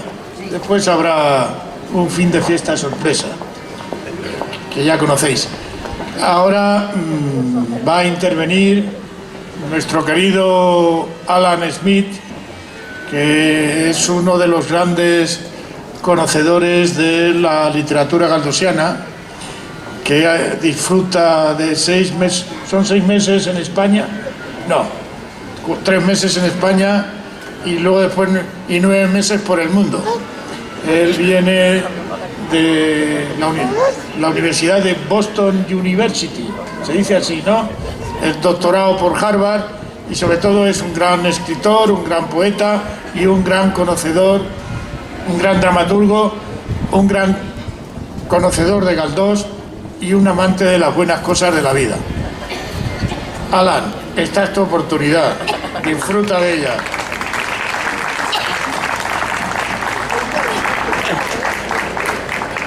Hablando de grande, míralo, aquí. Muchas gracias, Antonio. Mi charlita se titula Fortunata y Jacinta hacia adentro. Y quisiera dedicar estas breves palabras a la memoria y presencia de nuestra llorada amiga y colega, la ilustre galdosista Yolanda Arencibia. Fortunata y Jacinta, hacia adentro. Su obra maestra, entre muchas obras galdosianas, dignas de llamarse así, la más extensa de todas las suyas, y una de las grandes obras de la literatura universal de todos los tiempos, publicada en 1887. La novela toma lugar en Madrid, como no, en un Madrid que aún se puede caminar. Tanto es así que estamos aquí en la calle Tabernilla, como nos ha dicho Antonio.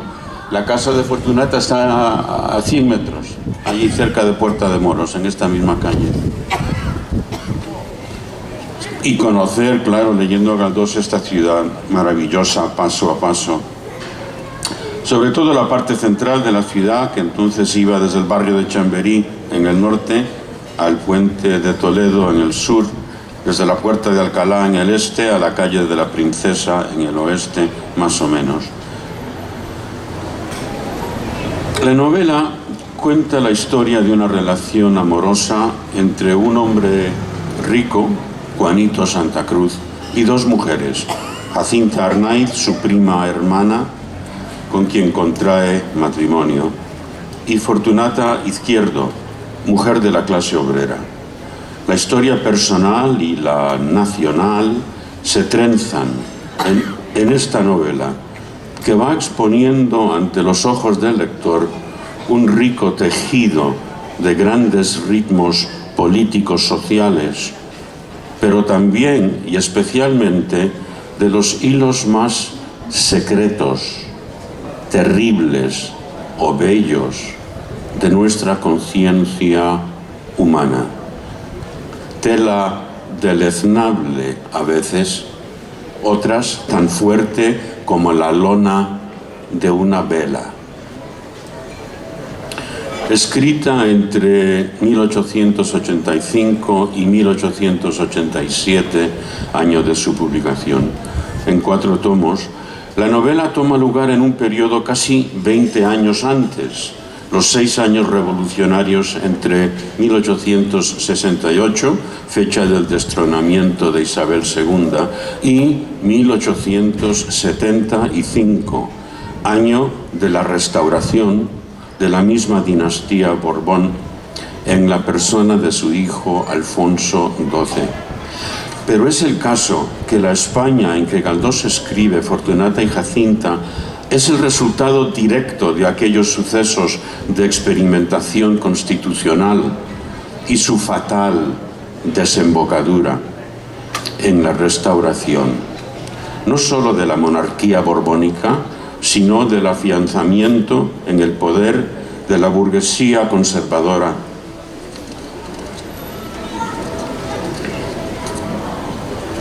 A ver, papelito.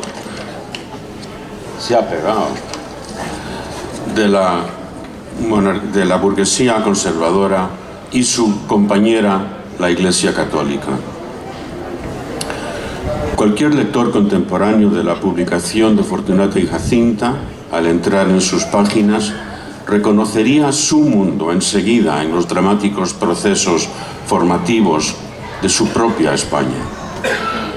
Pero también, al ir entrando en las luminosas páginas de esa gran novela, el lector o la lectora española y sobre todo madrileña de 1887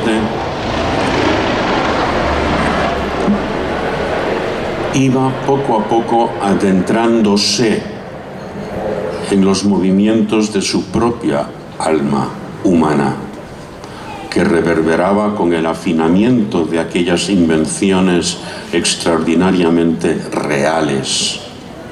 De hecho, ese acto de reconocimiento, de exploración y autodescubrimiento ocurre ahora con nosotros. Y creo que ocurrirá siempre que una mirada humana recorra esas mismas páginas.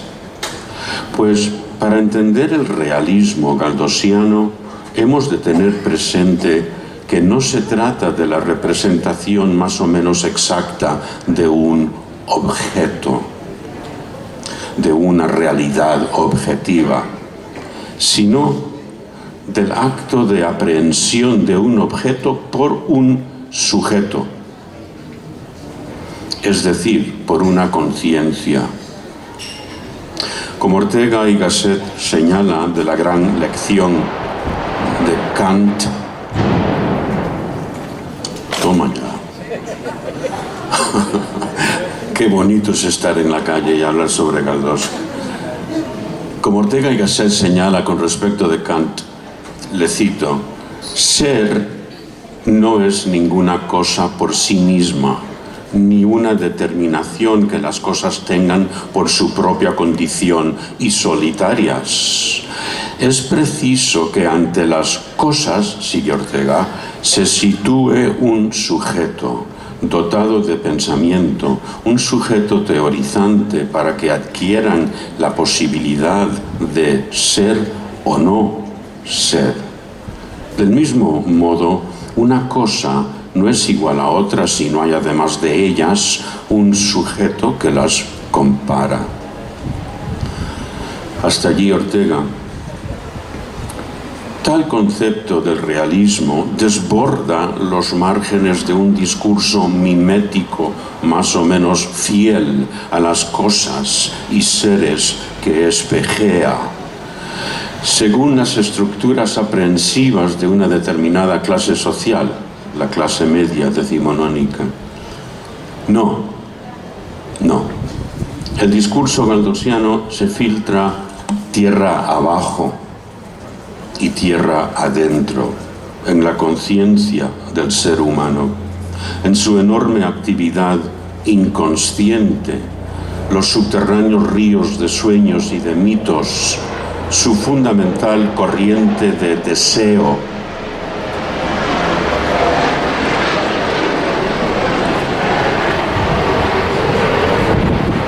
de necesidad de lo otro, de necesidad del otro, aquello que Galdós llamará amor.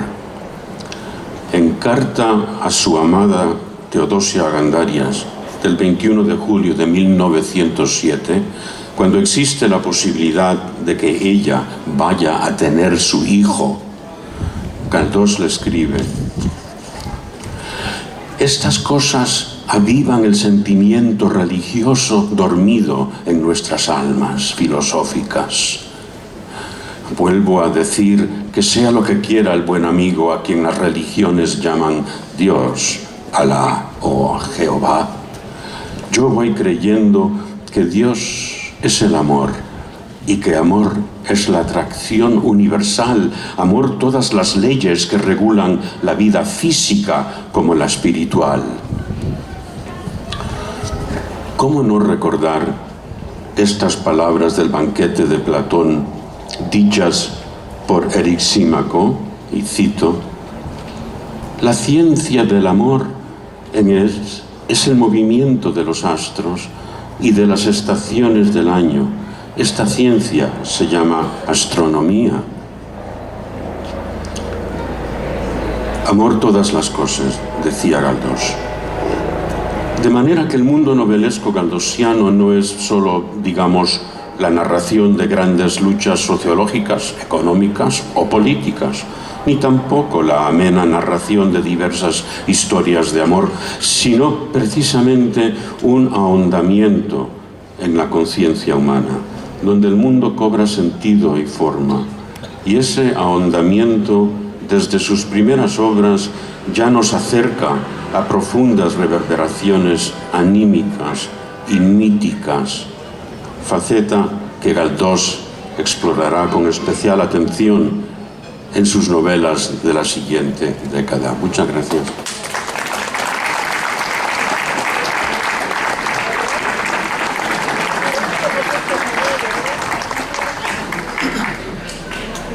Esto se está acabando, pero antes de que se termine, hay dos actuaciones sorpresas y un poema. Fernando, avisa a Fernando, al otro Fernando que tienes al lado. Sí, Fernando, a ver si te suena algo esto. Galdós: al gran maestro descriptivo del ambiente, mortero de lo histórico y ficticio, ejerciente republicano de oficio y cervantino novelista sobresaliente, a su gran liberalismo ardiente, del que la República tuvo inicio sin importarle el beneficio de los que sin remar siguen la corriente, al mago de mezclar las palabras y decir lo que de verdad sientes, aunque en pardo bazán te descalabras. En las psicologías indagadas y eficientes de desgranadas Españas que a palabras reflejas a los madrileños supervivientes. Esto lo ha escrito Nandilo, que es el seudónimo de aquel señor que está sujetando la pared y que está levantando la mano, que se llama Fernando. Gracias, Fernando. Y para terminar con la parte literaria, nos ha venido especialmente desde Escocia un gran amigo que va a venir a actuar y hacer lo que él quiera, porque siempre la improvisación es algo que nos maravilló ya el día 4 de enero Y con nosotros Bill, no el de Bill Haley y los cometas, sino Bill, ¿cuál es tu apellido? Bill, your name, what is your name? Bill Dixon. Bill Dixon, con ustedes. Un fuerte aplauso.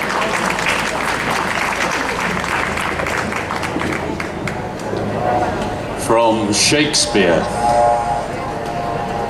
The cloud-capped towers, the gorgeous palaces, the solemn temples, yea, even the great globe itself, all shall dissolve, and like this insubstantial pageant faded, leave not a rack behind. We are such stuff as dreams are made on, and our little life is rounded with a sleep. ¡Bravo! ¡Bravo!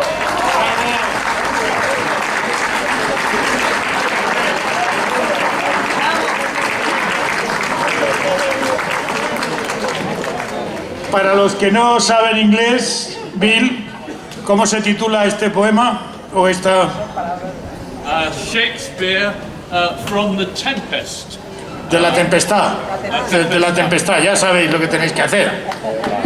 Leeros La Tempestad.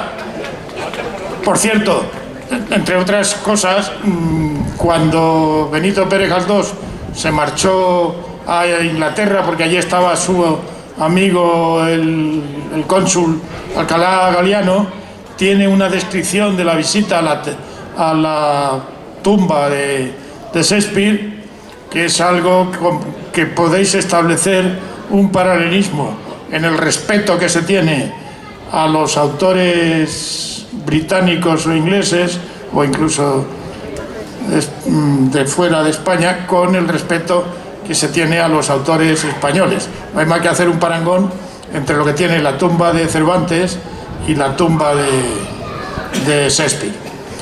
A ver si vamos mejorando. Fernando, que te toca con nosotros como fin de fiesta y como siempre suele ocurrir, Fernando, que es el monstruo del Manzanares, nos va a obsequiar con una improvisación. Y no me digas que Nuria también va a cantar, pero Nuria Alcaraz, una gran mujer, pintora, con múltiples actividades y que de manera improvisada va a hacer lo que tú quieras. Lo que tú... Un poquito de agua, eso sí. Un poquito de agua. A ver, Diego, una botella de agua es posible. Un vaso de agua, yo también estoy seco, porque vino no podemos de momento. Después, una vez que terminen Nuria Alcaraz y Fernando de Figueroa, el monstruo del Manzanares, intentaremos sacar unas botellas de vino del Gato Orgulloso y un poquito de cava galdosiano a Alsina y Sardá, que nos ha cedido las bodegas Madrueño, para que podamos disfrutar, como todos los homenajes, de un poco de alegría. Ahí tienes. El vino El Gato Orgulloso lo cede el buen amigo José Luis Oriza, y como os decía, Alsina y Sardá nos cederán la... Parece que han abierto el tráfico la policía. Creo que sí. Bueno, pues terminamos un fin de fiesta alegre y dicharachero con el tráfico de por medio. Habéis disfrutado de una plaza sin circulación, ahora podemos disfrutar de una plaza con circulación. Dicho esto, maestro, cuando usted quiera. Pues es que no sabemos si se nos va a cerrar. Habemos un problema. Bueno, esto va a ser una cuestión de improvisación de último minuto. Si prefieres, Fernando, hacer tú algo solo, a mí como tú quieras. Yo lo puedo intentar. Me da pena que se te cierre. Lo malo va a ser que se cierre y me quede aquí un poquito. A ver, espérate un poquito. Vamos a hacer lo que se llama una cuestión de... Dame ajustes. Eso. Ponemos pantalla. ¡Qué calor! Esto es en directo. Pero Se coge el móvil, se pone en la pantalla. Es que se me vuela. Gracias. Eso me pasa por no trincarlo con el cacharrito. No hay cacharrito. Ahí. Aquí. Protección ocular, tiempo de espera de pantalla. 30 minutos. Eso sí, luego te lo quito. Porque si no vas a estar con la pantalla. Sí, quítamelo porque no sé hacer nada Por de eso, eso. por eso. Y ahora ya ponme tú el temita.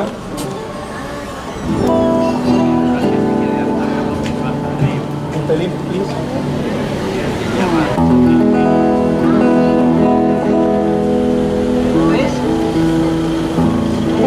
Bueno, familia, esto es tan improvisado que, vamos, que no sabemos lo que va a pasar. Es más, no sé si ni un bolero, que va a ser quizás, es lo oportuno en este momento, pero después de escuchar a Bill me ha apetecido muchísimo, así que espero que os agrade.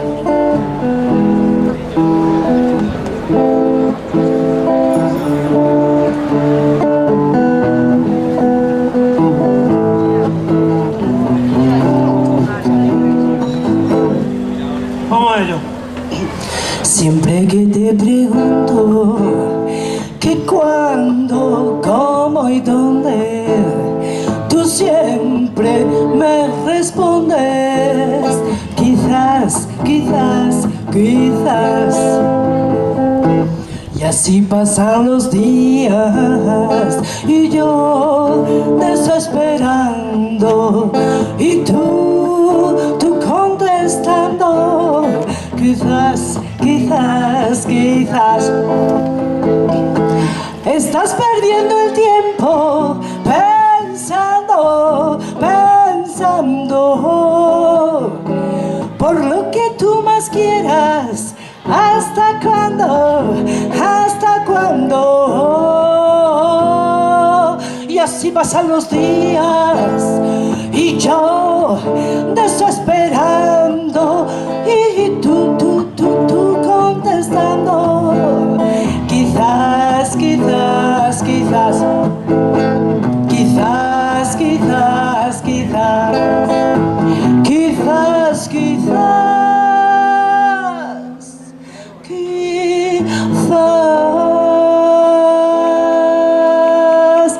Para el barrio, para mis vecinos. ¡Bravo!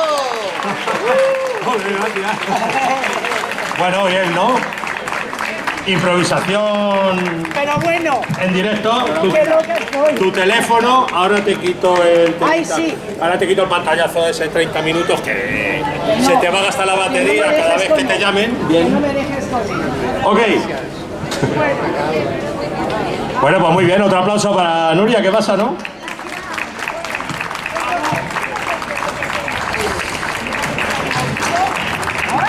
Ok. Un momentín.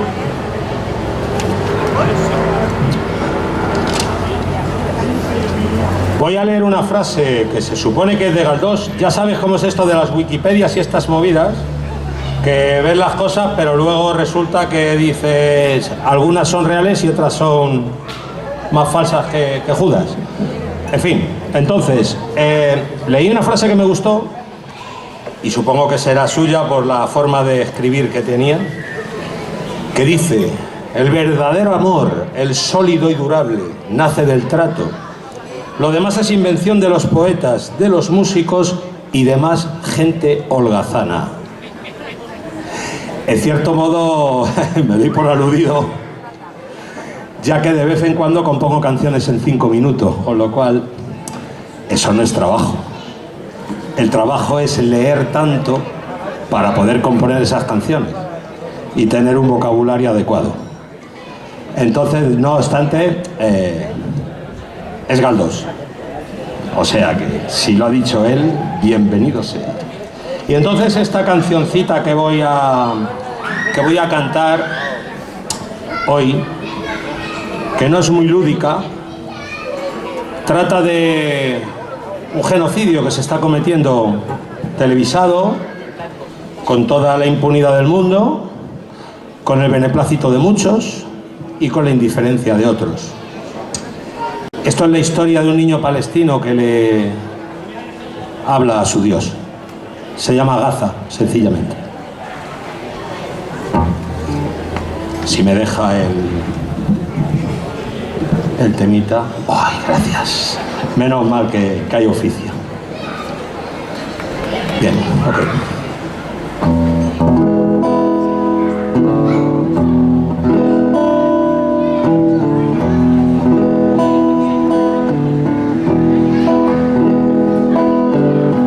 ¿Dónde estás que no te veo? ¿Dónde estás que no te siento?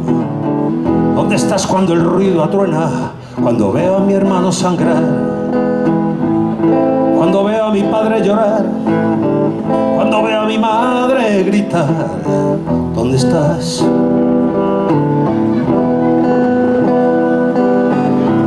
Cuando todo el mundo calla, cuando la tierra tiembla, cuando el dinero habla. ¿Dónde estás?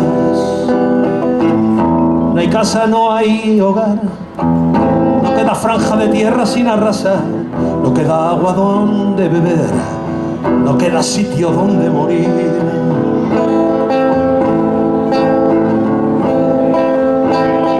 ¿Dónde estás?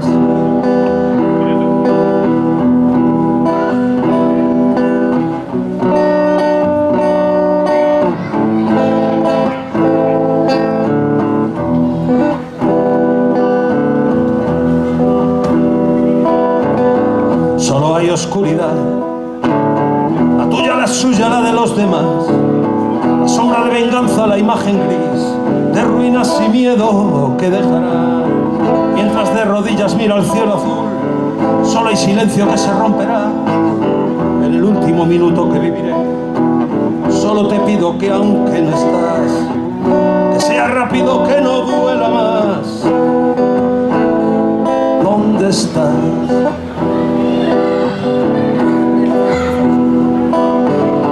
¿Dónde estás que no te veo? ¿Dónde estás que no te siento?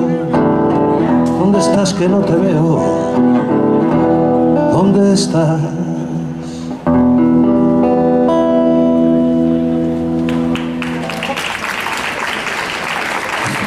Gracias. Espero que esto termine pronto. Ojalá. Efectivamente. ¿Tengo otra? ¿No tengo nada? ¿Me voy ya? ¿Sigo? ¿Qué hago? Antonio, háblame. Otra. Bueno, estaba dedicada a mi amigo Alfonso Domingo, que le gusta mucho esta cancioncita, y se llama Tacones y Guitarras.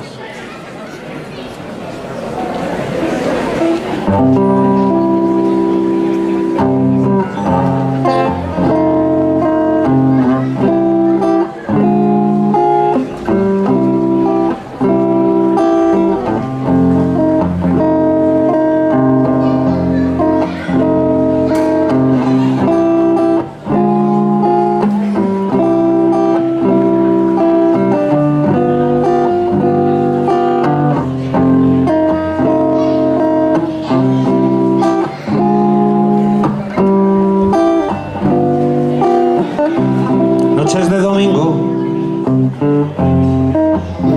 calles de Madrid,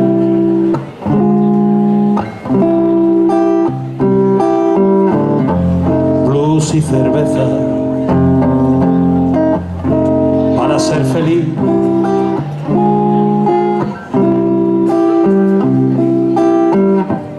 Tacones y guitarras, la ciudad para mí.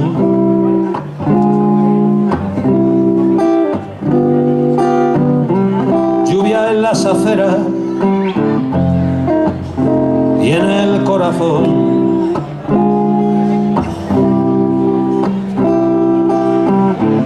Hoy nadie me espera, solo mi colchón.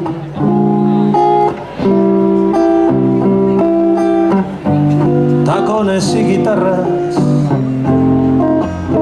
y alguna canción.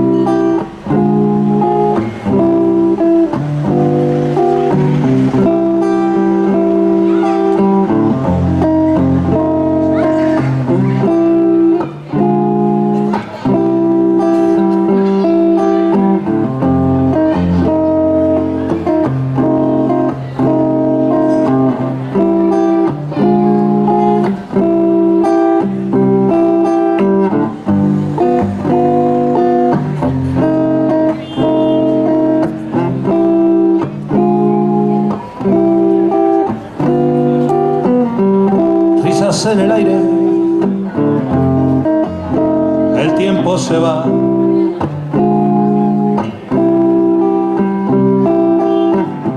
Ponme otra cerveza, mi casa es el bar.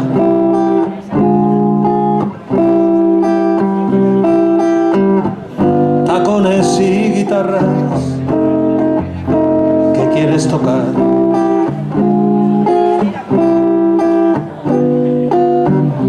Se muere el domingo, otro que se va.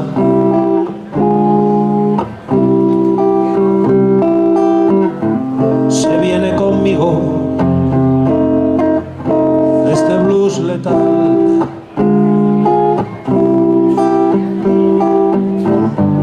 Tacones y guitarras y otro día más.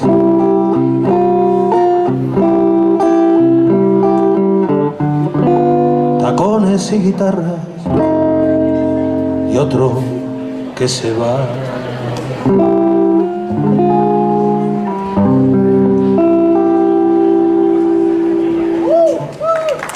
Gracias. Monsieur Antoine, muchas gracias.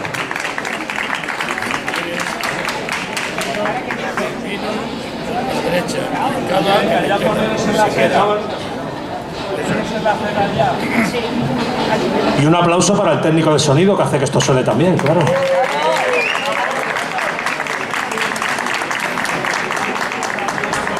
Bueno, ya estamos preparando el homenaje del 4 de enero del 2026.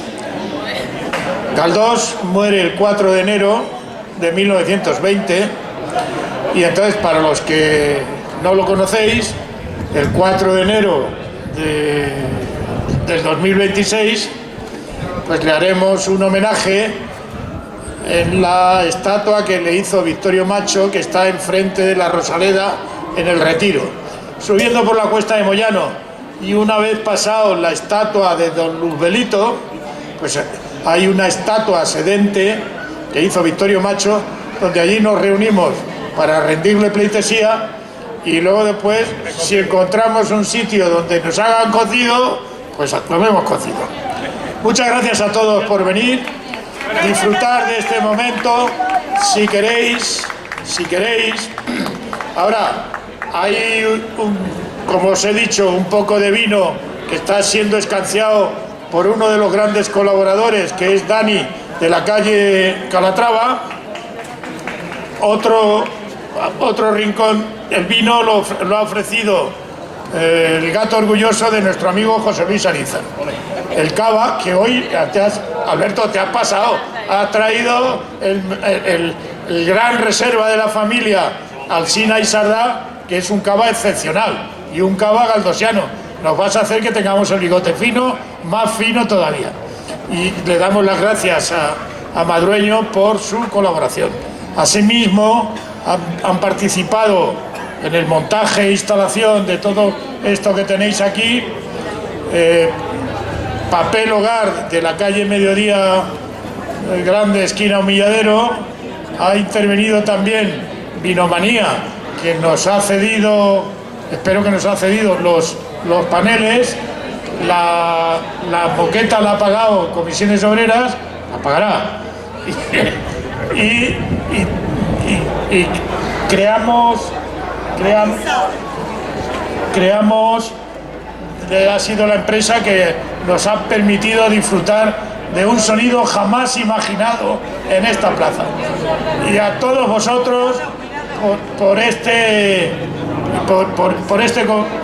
esta alegría que significa el poder disfrutar de la calle, de la libertad y de la democracia. ¡Viva Galdós y viva el pueblo de Madrid! Y vivan las comisiones obreras que también han participado. Y ahora toca desmontar todo este tipo de historias. Pero vosotros podéis disfrutar de todo eso que tenéis ahí. Y el Bombín, Taberna J. Blanco, y no sé si Viuda de Vacas, habrá que preguntarle a Javier, pero que vamos. Agradecemos a todos los que han participado, pues nuestra nuestro mayor agradecimiento, y a Fernando Sánchez Contra, que nos ha permitido conocer a Verónica y poder tener música de altura. Y dicho esto, hasta la próxima. Pasarlo bien. ¡Viva Galdós!